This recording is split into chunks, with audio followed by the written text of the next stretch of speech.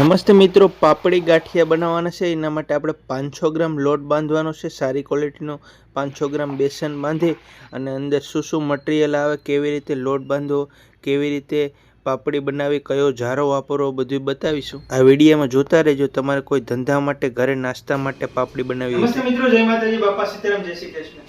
તો આપણે પાપડી ગાંઠિયા બનાવવાના છે. 500 ગ્રામ લોટ બાંધવાનો છે. કેટલો નમક આવે, કેટલું પાણી આવે, કેટલો લોટ લઈ, એમાં થોડા સોડા નાખવાના હોય અને આ જારાથી બનાવવાના છે. આ જારો કેટલાના આવ્યો, કેટલા નંબરનો જોઈએ, એની કમ્પ્લીટ આપણે વિડીયોના એન્ડમાં ડિટેલ આપી દેવું. તો તમારે કોઈ પાપડીનો ધંધો કરવો હોય તો આ જારો લઈ લેજો, એટલે મસ્ત પાપડી થાય અને આ વિડીયો જોઈને પાપડી બનાવતા શીખી જજો. અત્યારે આ ગુજરાતમાં આપણે પાપડીનો ટ્રેન્ડ બહુ છે, એટલે તમારે જેટલા ગાંઠિયા ખવાય એટલી જ પાપડી ખવાય છે. તો આવી રીતે પાપડી બનાવીએ આપણે. તો આપણે આ વાસણમાં બેસન લઈ લઈએ છીએ સારી ક્વોલિટીનું 500 ગ્રામ અને પાપડીનો લોટ બાંધી લઈએ. આ કાચછૂટનું વજન માઇનસ હતું.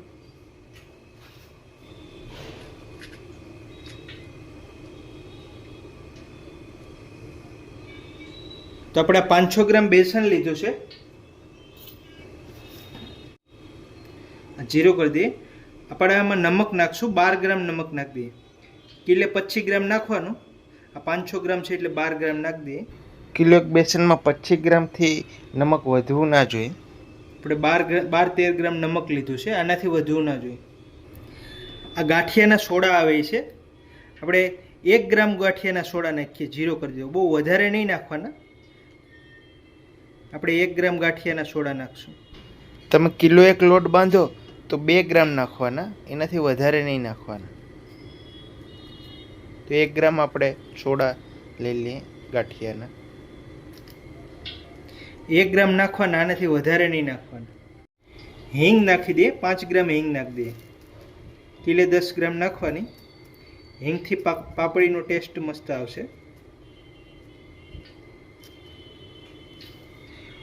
મૂણ માટે તેલ નાખી દઈએ. 30 ગ્રામ તેલ નાખીએ.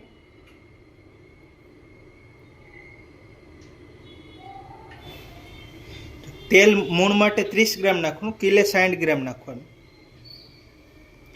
હવે આપણે પાણી નાખી દઈએ. પાણી નાખી દઈએ. વજન કરીને જ પાણી નાખીએ. કિલે 400 ગ્રામ નાખીએ. 200 ગ્રામ 500 ગ્રામે નાખીએ છીએ.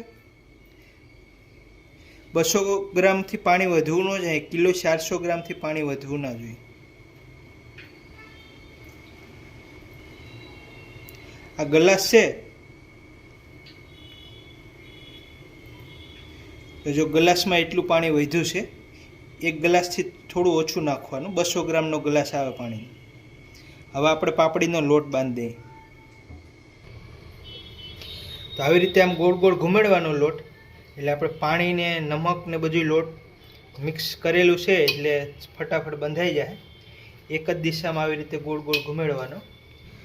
તમે જો ગાંઠિયાનો વણેલા ગાંઠિયાનો લોટ બાંધો તો એના કરતાં ઘણો ઢીલો હોય, માખણ જેવો લોટ હોય. જારામાંથી આરામથી લોટ નીકળી જવો પડે. તો આવી રીતે લોટ બાંધી દઈએ છે.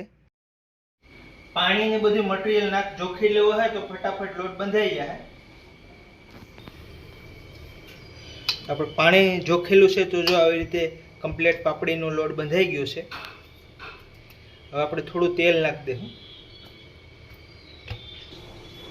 2 ચમચ તેલ નાખી દઈએ.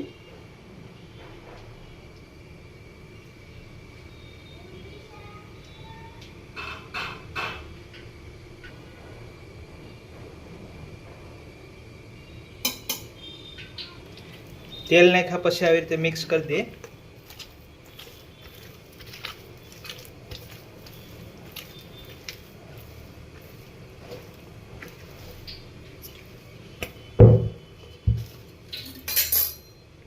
આવી રીતે આ પાપડીનો લોટ ઢીલો હોય તો આવી રીતે આ તવીથાથી ઉછળી લેવાનો.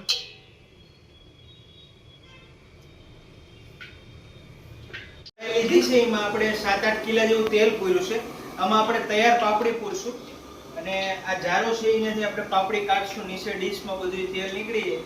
આવી રીતે તમે પાપડી આમાં આપણે તમને વજન બતાવી દઉં કે કેટલું આનું વજન છે. આનું વજન માઇનસ થાય ને 500 ગ્રામ લોટમાંથી કેટલી પાપડી બને. અને આપણે સેવનો વિડીયો બનાવ્યો તો એમાં એક ભાઈએ કોમેન્ટ કરી હતી કે આમાં 1 કિલો લોટ બાંધ્યો તો કેમ 1.5 કિલો સેવ બની. તો આ થોડું તેલનો ભાગ હોય, થોડું પાણીનો ભાગ હોય, બીજું આપણે મટીરિયલ નાખીએ તો કિલો એક લોટ હોય ને એમાં 1.5 કિલો માલ બને. તો આપણે આનું વજન બતાવી દઈએ.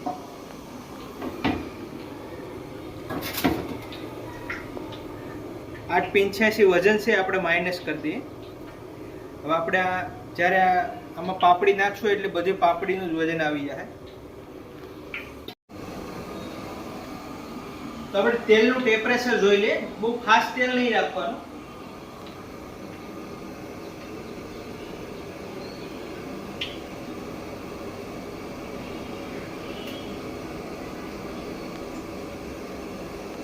તેલ આવી ગયું છે. હવે આપણે પાપડી પૂરવાનું ચાલુ કરી દઈએ. આવી રીતે જારો રાખવાનો. થોડો તેલથી થોડો ઊંચો રહેવો જોઈએ.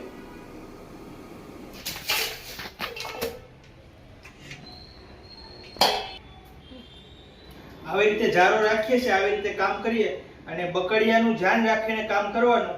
પહેલી વાર કરતા હોય તો તેલ બકડિયું આમાં તમે પાપડી પાડો એટલે થોડું ત્રાસું થઈ જાય.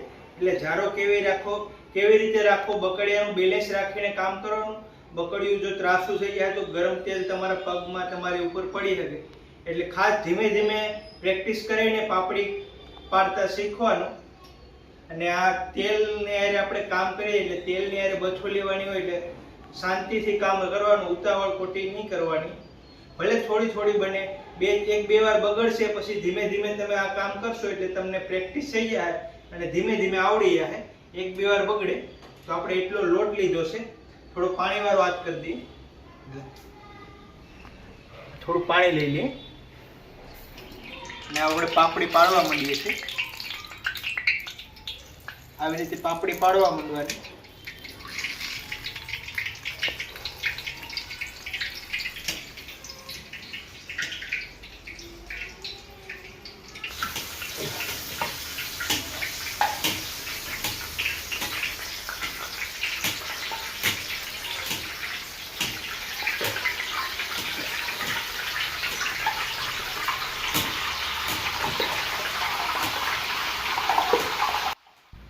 આવી રીતે તમે ઝારા ઉપર લોટ ઘસો, પાપડી પડે એટલે ડાયરેક્ટ તેલમાં પાપડી વહી જવી પડે. જો ઝારો ઊંચો હશે તો બધી પાપડી સોટી જાય.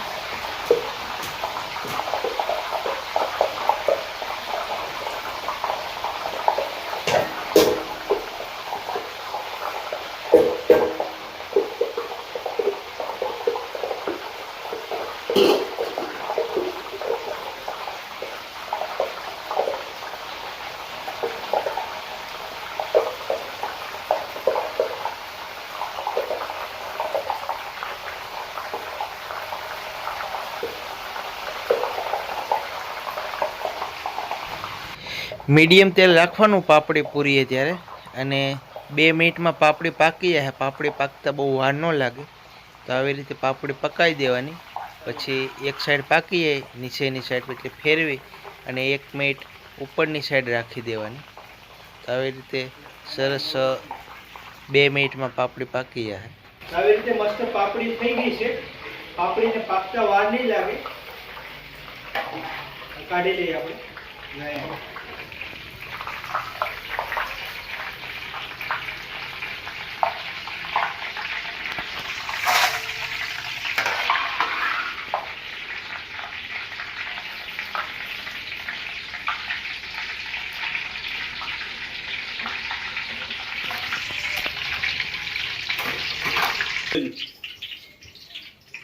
તમે પાપડીમાં જો તમે ઝારાથી પાડો ને ત્યારે નીચે તેલને અડતું રહેવું જોઈએ. થોડું 2 દોરાવાય ઓછું રાખવાનું, બાકી તમારી પાપડી સોટીને નીકળશે.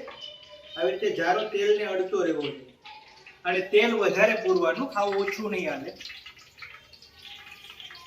તમારી પાપડી પડે એટલે ડાયરેક્ટ તેલમાં જ આવી જોઈએ.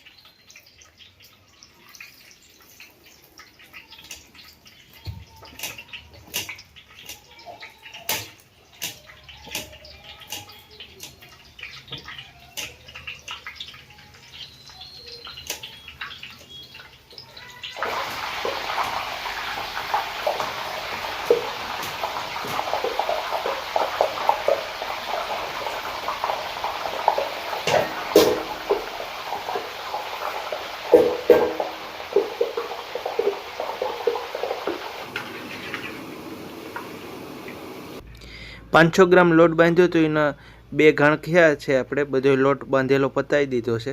હવે આ પાપડીનું વજન કેવું શું? આ 2 પાપડી પાકતા 2 મિનિટ થઈ છે.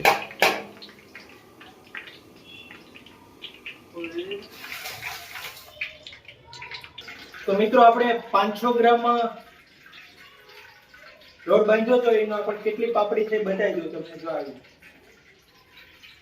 જો તગારનું વજન માઇનસ છે 800 ગ્રામ, 890 ગ્રામ માઇનસ છે. ફીટ આપણે 800 ગ્રામ પાપડી બની છે. અને જો આ લુહાર વિધિ, આ સિંહોરનો જારો છે અને આ એની M2 સાઇઝ છે. તો આ પાપડીનો આવો મસ્ત સિંહોરનો જારો આવે અને આ અત્યારે આની કિંમત અમદાવાદમાં 450 રૂપિયા છે.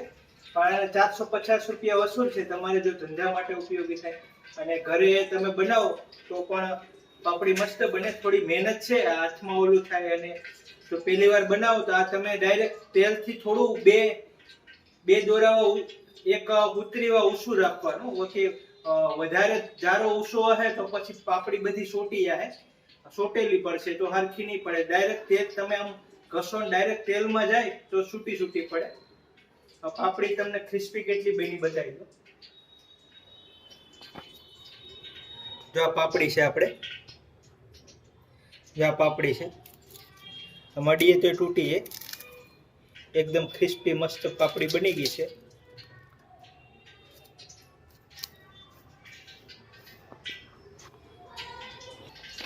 આમાં સ્વાદમાં તો કઈ જોવું નહીં પડે. આપણે બધું મીઠું ને મરચું ને પાણી ને બધું જોખીને નાખ્યું એટલે કમ્પ્લીટ સ્વાદ છે. એમાં સ્વાદમાં કઈ ઘટશે નહીં.